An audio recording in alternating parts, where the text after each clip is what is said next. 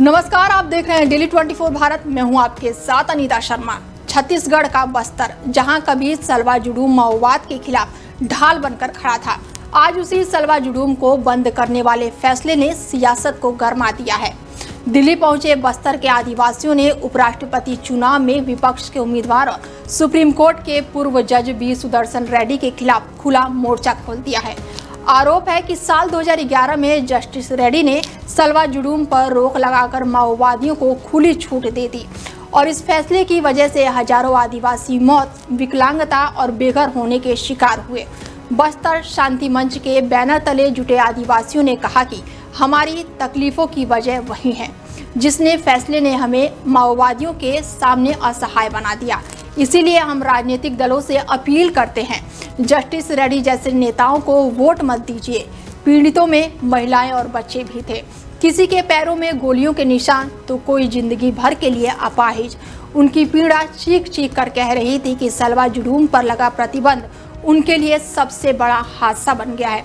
याद दिला दें, गृह मंत्री अमित शाह ने भी कुछ दिन पहले जस्टिस रेड्डी पर सवाल उठाए थे और अब जब दिल्ली पहुंचे हैं आदिवासी और विपक्ष के उम्मीदवार पर सीधा हमला बोल रहे हैं, तो सवाल उठ रहा है कि क्या विपक्ष आदिवासियों के गुस्से को नजरअंदाज कर पाएंगे? क्या सलवा जुडूम पर सुप्रीम कोर्ट का पुराना आदेश आज की राजनीति का सबसे बड़ा मुद्दा बनने जा रहा है? और क्या उपराष्ट्रपति पद पर बैठे जस्टिस रेड्डी विपक्ष की सबसे बड़ी कमजोरी साबित कर पाएंगे? देखिए हमारे संवाददाता हिमांशु दुबे की ये खास रिपोर्ट। छत्तीसगढ़ का बस्तर जिला जो सबसे ज़्यादा नक्सल प्रभावित इलाका माना जाता है और उसी इलाके से आज दिल्ली के कॉन्स्टिट्यूशन क्लब में कुछ लोग आए हैं जो नक्सल पीड़ित हैं और अपना दर्द बयां कर रहे हैं कि किस तरीके से नक्सलवादियों ने उनके परिजनों को मार दिया।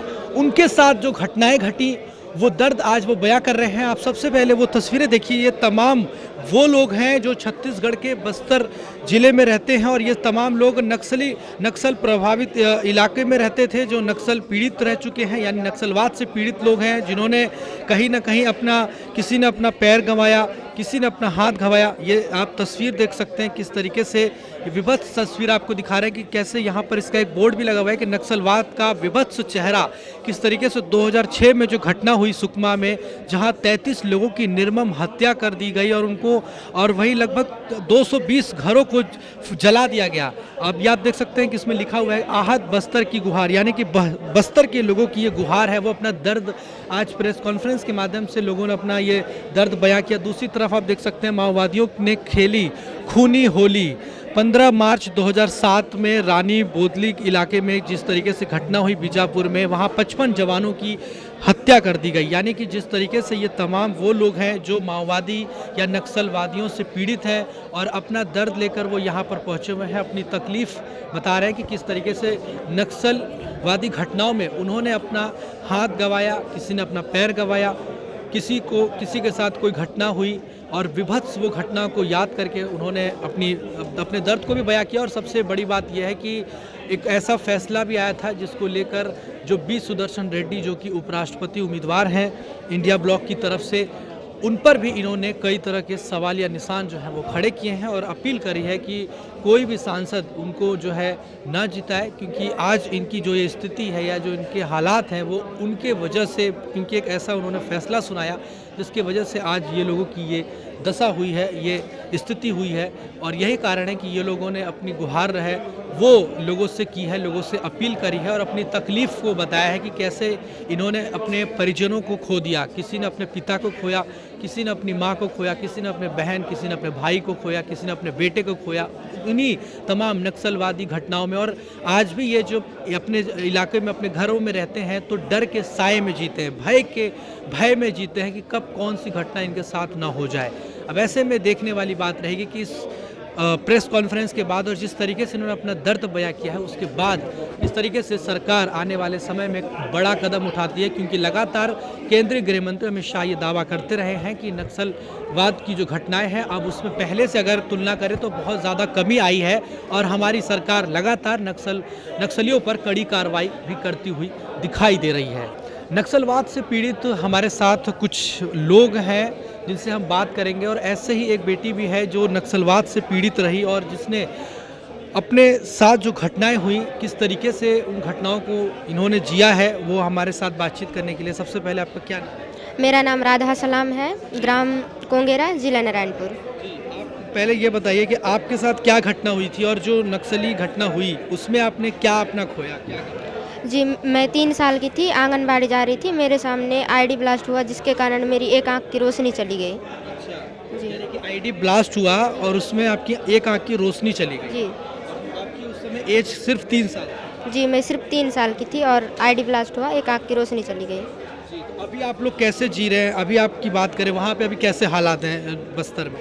अभी भी बस्तर में हालात ठीक नहीं है, लेकिन अब पहले जैसे जी रहे हैं। जैसे कि अभी मुझे पता चला है कि अभी जो सुप्रीम कोर्ट के पूर्व जज बी सुदर्शन रेड्डी को उपराष्ट्रपति बनाने के लिए उम्मीदवार माना गया है, ये वही जज हैं जो सालवा जुड़ूम को बंद करवा दिए थे, जिसके कारण बस्तर में तेज़ी से नक्सली बढ़ गए।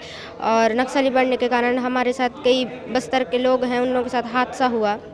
जो आईडी ब्लास्ट हुआ था क्या उसमें जब उसमें क्या किसी की जान भी गई थी या क्या हुआ था जब आप वहाँ मौजूद रही होंगी तो कितना बड़ा वो हादसा? जी, बहुत बड़ा हादसा था। जान तो नहीं गई, बट मेरे भाई की एक हाथ टूट गया था और मेरी एक आँख दिखाई नहीं देती। यानी कि आपके भाई का एक हाथ टूट गया था और आपने भी अपनी एक आँख की रोशनी गंवाई। वहाँ क्या और भी लोग मौजूद थे जब ये ब्लास्ट हुआ या आप ही 2 लोग? बस हम ही लोग 2 ही लोग थे, कोई और मौजूद नहीं थे। स्कूल जा रहे थे? आंगनबाड़ी जा रहे थे। जी और मात्र 3 साल आपकी उम्र। जी तो आप देख सकते हैं ये पीड़ित जो है किस तरीके से अपना दर्द बयां कर रही है कि इनकी महज 3 साल उम्र थी और तब इन्होंने अपने कैसे अपने आँख की रोशनी को गंवाया, इन्होंने अपना दर्द बयां किया। हमारे साथ कुछ और भी लोग हैं, हम इनसे भी बातचीत करते हैं। सर सबसे पहले क्या नाम है आपका? मेरा नाम केदारनाथ कश्यप। कहाँ आप बस्तर की रहने वाले? मैं बस्तर का ही निवासी हूँ। कोंडागांव जिला मेरा गृह जिला है। तो आज जो आप लोग आए हैं, जो नक्सलवादी जो घटनाएं वहाँ होती हैं और आप लोग उससे पीड़ित रहे हैं, तो आप बताएंगे किस तरीके की आपके साथ जो जीवन में घटना हुई या किस तरह का वहाँ भी स्थिति है? हमारी घटना, मेरा पर्सनल घटना 2014 12 मार्च 2014 की घटना है। मैं एक व्यापारी हूँ छोटा सा। हम लोग दोनों भाई बाज़ार गए हुए थे। बाज़ार में नक्सलियों ने किसी के मुखबरी के संदेह में हमारे ऊपर फायरिंग किया, जिसमें मेरा भाई के ऊपर ज़्यादा फायर किए और मेरे को एक गोली मेरे जांग को लगा और बाकी ज़्यादा गोली भाई को लगा। भाई ख़त्म नहीं हुआ था तो उसके पेट की आंत की नली को काट करके बाहर निकाल दिए। मेरी माँ वहीं बाज़ार में बैठ थी, मतलब वो भी, और लोगों से मेरे भाई के जान का भीख मांग रही थी, तब भी कोई सामने आकर के उनको बचाने का कोशिश नहीं किया। अगर 2011 में बी सुदर्शन रेड्डी के द्वारा हमारे ऊपर गलत फैसला नहीं लिया गया होता तो आज मेरा भाई मौजूद होता और हमारे साथ ऐसी हिंसात्मक घटना नहीं होती और किसी भी भाई लोग के साथ ऐसा नहीं होता। ये सिर्फ एक जज के गलत जजमेंट की वजह से हम लोग को ऐसी परेशानी बस्तर में झेलना पड़ा, जो बस्तर की वास्तविक स्थिति को न जान करके तथाकथित कुछ उनके चंद वकीलों के सुझाव की वजह से हमारे बस्तर पर ऐसे गलत निर्णय लेकर के हमको नक्सल हिंसा के दंश में धकेल दिया। आप बता रहे हैं कि आप अपने भाई को खोया आपने, तो भाई की जो जान गई क्या वो उसी समय हो गई थी या कुछ समय के बाद, मतलब क्या किस तरीके से घटना हुई? बाजार में हम लोग दोनों भाई बैठे हुए थे, पीछे से आकर के नक्सलियों ने गोली चलाया।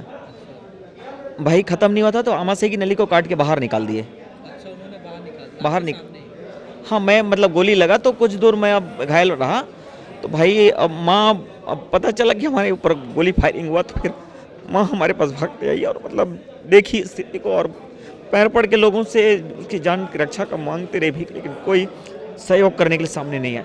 यानी कि ये इतनी विभत्स घटना हुई, इतनी निर्मम हत्या हुई, लेकिन उसके बावजूद वहाँ कोई मदद करने के लिए नहीं आया। कोई नहीं आया मदद के लिए। देख सकते हैं कि इन पीड़ित का दर्द, इनके आंखों में वो आंसू आपको दिखाई देंगे। वो भावुक हैं, बता रहे हैं कि कैसे इस नक्सली घटना में उन्होंने अपने भाई को खोया है और जाहिर सी बात है कि जब कोई अपने भाई को, अपने परिजनों को खोता है तो वो दर्द क्या होता है वो आप इनकी आंखों में देख सकते हैं। किस तरीके से इन्होंने अपनी तकलीफ़ बता रहे हैं और बता रहे हैं कि कैसे उनके भाई को मारा गया, निर्मम तरीके से मारा गया और इनके भी पैर में, इनके भी जांग जो है उसमें भी गोली मारी गई, जिसमें इनको भी चोट पहुंची। तो अब आप क्या कहना चाहेंगे सरकार से, क्योंकि सरकार तो कह रही है कि हम नक्सलियों पर कार्रवाई कर रहे हैं, अब धीरे धीरे नक्सलवाद जो है समाप्त हो रहा है, तो अभी क्या स्थिति है? अभी हम लोग का यही कहना है कि हमारे साथ जो अन्यायपूर्ण निर्णय जो सुप्रीम कोर्ट के जज बी सुदर्शन रेड्डी ने दिया था और वही अभी हमारे देश के सर्वोच्च पद उपराष्ट्रपति पद के लिए उम्मीदवार के रूप में तैयार हो रहे हैं। हम आप सभी समाचार पत्रकार बंधुओं से हमारा यही निवेदन है कि हमारा संदेश को उन भारत के समस्त सांसदों तक पहुंचाइए जो हमारी दुख की व्यथा को देखते हुए ऐसे मतलब हत्यारे व्यक्ति का सहयोग या समर्थन न करें जो हमारे बस्तर को नक्सलियों के दंश में झोंकना चाहे और हमारी निर्मम दिन पर दिन ऐसी दुर्दशा होए, ऐसी हम लोग नहीं चाहते बस्तरवासी। अभी भी वहाँ लोग जो रह रहे हैं वो भी डर के साए में रह रहे हैं कि अभी भी आप लोग की जो स्थिति है, आप लोग जब दिनचर्या जो होती है, जैसे सामान्य यहाँ लोग हैं बिना किसी डर के अपना आराम से जीवन बिता रहे हैं, तो वहाँ अभी आप लोग के मन में या क्या हालात रहता है? हम सभी को मतलब हमेशा मतलब यही मन में शंका बने रहता है कि कब किसके साथ कौन सा हादसा हो जाए, कोई किसी को पता नहीं है। यानी कि अभी भी डर के साए में आप लोग रहते हैं? जी, अभी भी हमको डर के साए में ही रहना पड़ रहा है। तो रात में जब आप लोग सोते हैं तो क्या चैन की नहीं सोते हैं, या हम एक दिमाग में रहता है कि कब रात में? अब देखिए, चैन और अमन तो बस्तर से बी सुदर्शन रेड्डी ने छीन लिया है हमसे। जिन पार्टी ने उनको उम्मीदवार बनाया है, इंडिया ब्लॉक ने, और वो कह रहे हैं कि वो तो देश के इतने बड़े जज रहे हैं, उन्होंने उनका संविधान के बारे में इतनी जानकारी है, तो ऐसे उम्मीदवार को तो जनता को मतलब जो लोग वोट करेंगे सांसद लोग, उनको तो उपराष्ट्रपति के लिए सबसे अच्छे उम्मीदवार हैं। अगर हमारे जो तथाकथित वो बता रहे हो आप, अगर उनको जनता के मौलिक अधिकारों का अगर इतना पता होता तो हम हमारे मौलिक अधिकार का हनन करते हुए हमारे ऊपर गलत फैसला नहीं लिया जाता उन लोगों ने।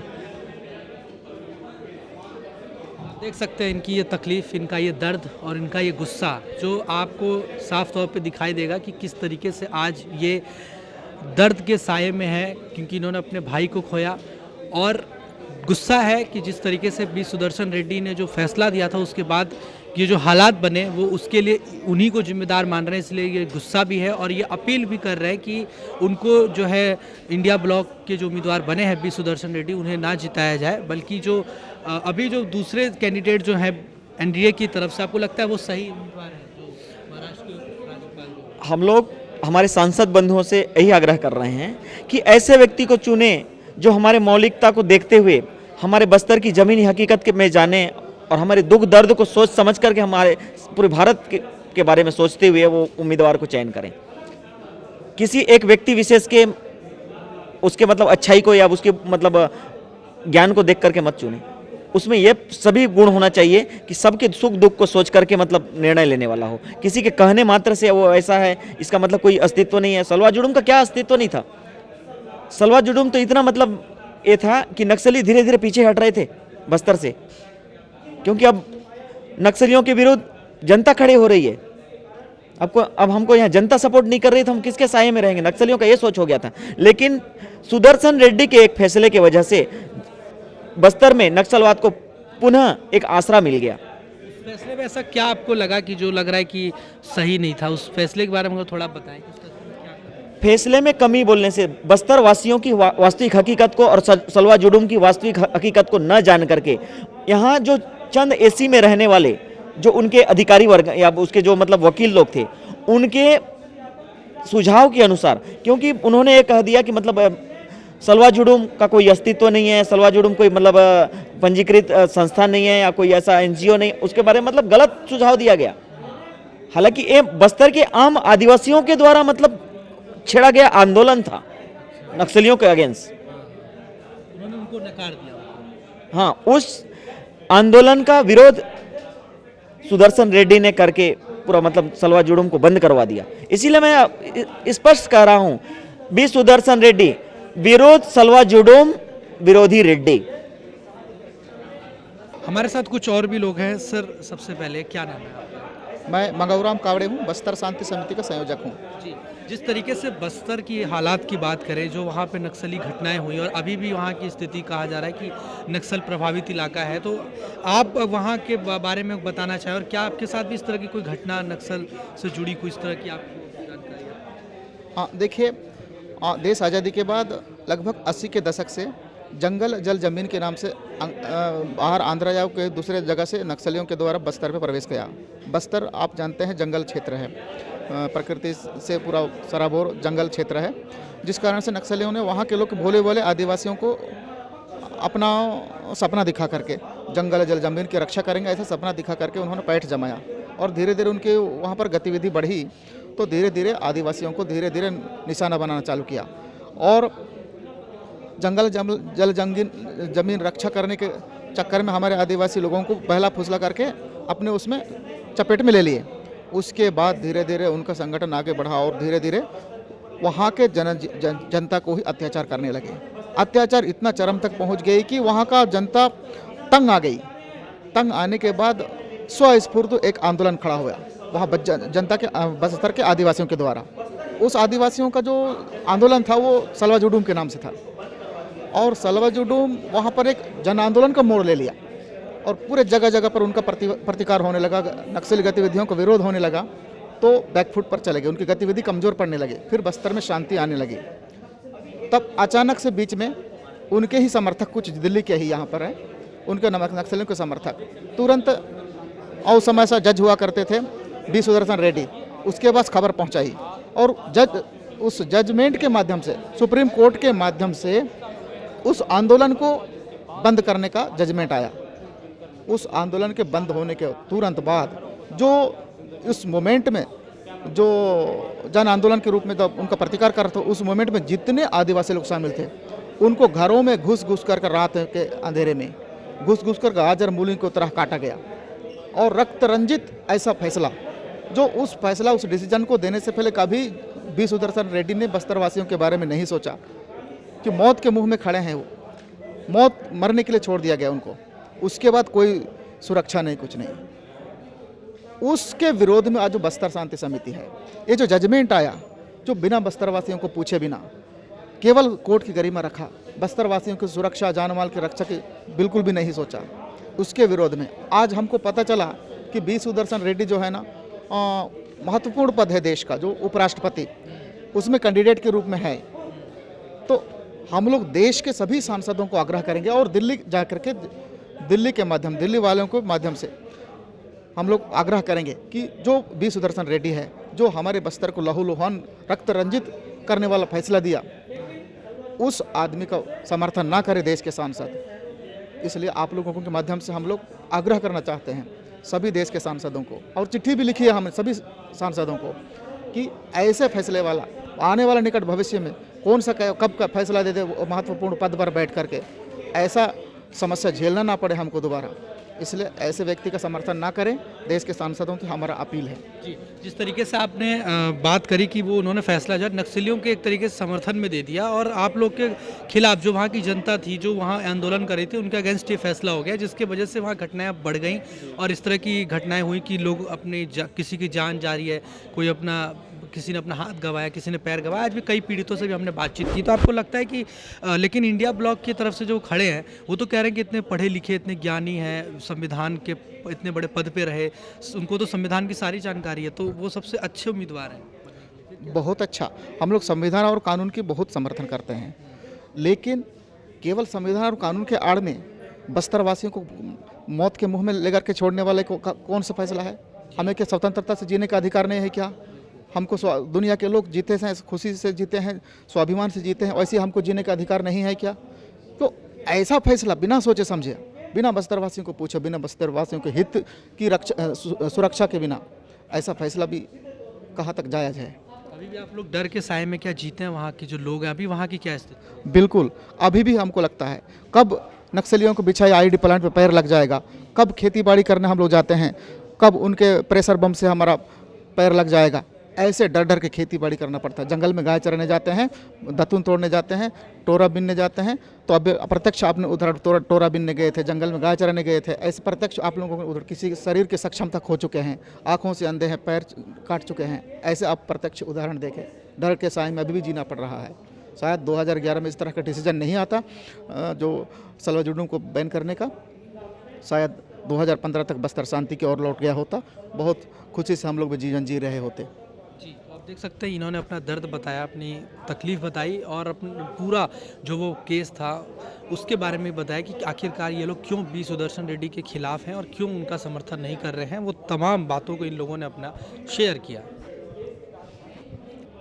हमारे साथ बातचीत करने के लिए बस्तर शांति सेवा समिति के सदस्य हैं जयराम जी। सर, आज आप लोग यहाँ दिल्ली के कॉन्स्टिट्यूशन क्लब में पहुँचे और जो नक्सल प्रभावित जो इलाका है बस्तर, वहाँ का भी आपने लोगों से वहाँ का दर्द आपने बताया, जो नक्सल पीड़ित लोग थे किस तरीके से उन्होंने अपनी ज़िंदगी जी और क्या क्या उन्होंने खोया।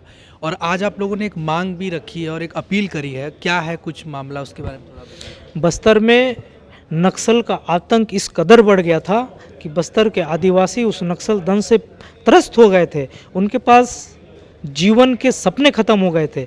उसी दौरान बस्तर के जनजाति समाज के द्वारा स्वस्फूर्त आंदोलन सलवा जुडुम प्रारंभ किया गया। नक्सलियों के खिलाफ उन्होंने नक्सल आतंक के खिलाफ मोर्चा खोल दिया और सलवा जुडुम के माध्यम से नक्सलवाद को समाप्त करने के लिए बस्तर के जनजातियों के द्वारा प्रारंभ किया गया स्वस्फूर्त प्रारंभ हुआ आंदोलन था सलवा जुडुम, जो 2005 में प्रारंभ हुआ। और 2005 में सलवा जुडुम के प्रारंभ होने से नक्सल दंश, नक्सलवाद, नक्सल आक्रामकता और नक्सल बैकफुट पे धीरे धीरे जाने लगा था। लेकिन नक्सल समर्थक जब भी नक्सल समर्थक बी सुदर्शन रेड्डी, जिनको देश के सर्वोच्च पद उपराष्ट्रपति पद के लिए भी उम्मीदवार बनाया गया है, उन्होंने वो नक्सली समर्थक हैं और उन्होंने 2011 में सुप्रीम कोर्ट के जज रहते हुए और उस निर्णय वाली बेंच के अध्यक्ष रहते हुए उन्होंने बस्तर में सलवा जुडुम के आंदोलन पे प्रतिबंध लगाने का आदेश दिया। मैं माननीय सुप्रीम कोर्ट का सम्मान करता हूं, लेकिन बी सुदर्शन रेड्डी जब जज थे तो उन्होंने बस्तर वासियों से नहीं पूछा कि सलवा जुडुम के बंद होने से बस्तर की स्थिति क्या होगी, बस्तर के जनजातियों की दशा दिशा क्या होगी। जब बस्तर में सलवा जुडुम का आंदोलन बंद हुआ तो जो हमारे जनजाति भाई बहन थे उनको गाँव की तरफ फिर से लौटना पड़ा और जब वो गाँव गए तो नक्सलियों ने उनके घर जला दिए, उनको काटा गया, उनको पीटा गया, उनको मारा गया और उनको बेदखल होना पड़ा। कई परिवारों को अपने घर से बेदखल होना पड़ा, कई लोगों को जाने गंवानी पड़ी, हजारों आदिवासियों को मार दिया गया, काट दिया गया, उनको जिंदा जला दिया गया। कई घटनाएं आपके सामने हैं, आप उसको देख सकते हैं, है ना। और बस्तर में विकास अवरुद्ध हो गया और देश 1947 में आज़ाद हो गया था, लेकिन हमारा बस्तर 1947 के बाद भी आज 4 दशक से नक्सलवाद के दंश को झेलता आ रहा है। 4 दशक से अधिक समय हो गए। मुझे लगता है देश का कोई भी हिस्सा शायद इतने लंबे समय तक किसी भी आतंक के साए में रहा होगा, उस बस्तर ही है। और बस्तर नक्सल के कारण आज बस्तर बदतर हो गया, बस्तर विकास के मामलों में बहुत पीछे चला गया। बस्तर के आदिवासियों के साथ जितना क्रूर व्यवहार हुआ है नक्सलियों के द्वारा, शायद मुझे लगता है कि इस देश व दुनिया में कहीं भी इतना क्रूर व्यवहार कहीं नहीं हुआ होगा। जिस तरीके से आप लोग कह रहे हैं, आज भी आप लोग डर के साए में वहाँ लोग जीते हैं, क्योंकि जब नक्सल अभी भी वो प्रभावित इलाका है, अभी भी हमेशा खतरा बना रहता है कब कौन सी घटना ना हो जाए। तो क्या अभी भी वहाँ पे वैसी स्थिति है? मतलब देखिए, मैं एक छोटी सी घटना बता रहा हूँ। 15 अगस्त में कांकेर जिले में आज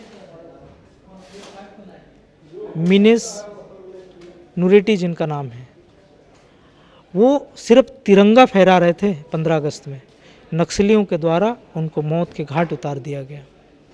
आज 27 अगस्त की घटना है, आज 27 अगस्त की घटना है, हाल की घटना है। सुकमा जिले में लक्ष्मण बारसे को नक्सलियों ने मौत के घाट उतार दिया, हाल की घटना है। तो आज नक्सल का आतंक कितना बढ़ गया है बस्तर में, आप सब लोग जानते हैं। और बस्तर में नक्सलवाद के कारण और 2011 में सलवा जुडुम को बंद करने के कारण आज झीरम जैसे कितनी बड़ी घटना हो गई। 2013 में हमारे प्रदेश के शीर्ष राजनीतिक नेतृत्व को मारा गया नक्सलियों के द्वारा और 29 लोग उसमें मारे गए, उसमें कुछ पुलिस के जवान भी थे, कुछ सुरक्षाकर्मी भी थे। इतनी बड़ी बड़ी घटनाएं इस फैसले से हुई है। और आज जो आप सबके सामने जो नक्सल पीड़ित लोग आए थे, आप उनको स्वयं देख सकते हैं कि उनका जीवन कितना नरकमय बन गया है। किसी के आँख नहीं है, किसी के हाथ नहीं है, किसी के पाँव नहीं है। उनका उनका जीवन की चिंता कौन करेगा?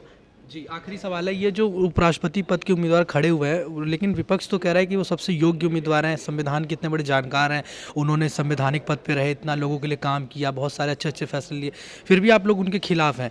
और तो इसको आप कैसे देखते हैं? फैसले तो मैं आपको बता दिया मैं, उन्होंने क्या फैसला लिया है आप देख सकते हैं। उनके एक फैसले के कारण वो तो सीधे तौर पे नक्सलियों को उन्होंने एक सेफ जोन देने का काम किया बस्तर में, एक और वो नक्सल समर्थक हैं, मैं उनके निर्णय का विरोध करता हूं, मैं उनका विरोध करता हूं हमारे नक्सल पीड़ितों की ओर से। और बस्तर के हजारों आदिवासियों की जो हत्या हुई है, उस हत्या का जो खून है, उस खून से उनके हाथ रंगे हुए हैं और बस्तर के हत्यारे बोलने से मुझे कोई हिचक नहीं होगी बी सुदर्शन रेड्डी को। आप लोग कैसे इस लड़ाई को लड़ रहे हैं? जो आपका संगठन है, कैसे वो नक्सलियों मतलब जो पीड़ित हैं या उनके लिए कैसे काम कर रहे हैं? देखिए, हम पीड़ितों की आवाज़ को लेकर हम दिल्ली आए हैं और दिल्ली हमारी देश की राजधानी है और यहाँ पे बड़ी बड़ी मीडिया है, आप सभी संवेदनशील पत्रकार हैं और आप सबके माध्यम से हम इसको देश को बताना चाहते हैं कि बस्तर में नक्सल दंश की पीड़ा की वजह से बस्तर वासियों की क्या स्थिति है और इन पीड़ितों का जीवन कैसे नरकमय बन गया है। धन्यवाद। तो देखिए, हमने बातचीत करी जो इस सेवा समिति के ये सदस्य हैं, बस्तर शांति सेवा समिति के, जिन्होंने बताया कि किस तरीके से वहाँ अभी हालात वहाँ बस्तर में किस तरह से है, कैसे लोगों की वहाँ जान जा रही है और लगातार जो घटनाएं वहाँ पे नक्सलियों की तरफ से की जा रही है, वो तमाम घटनाओं का भी इन्होंने जिक्र किया और बताया कि कैसे बी सुदर्शन रेड्डी के एक फैसले ने कैसे इनको फिर से उसी डर के साए में जीने के लिए मजबूर कर दिया है। वीडियो जर्नलिस्ट मयंक के साथ में हिमांशु दुबे, डेली 24 भारत, दिल्ली।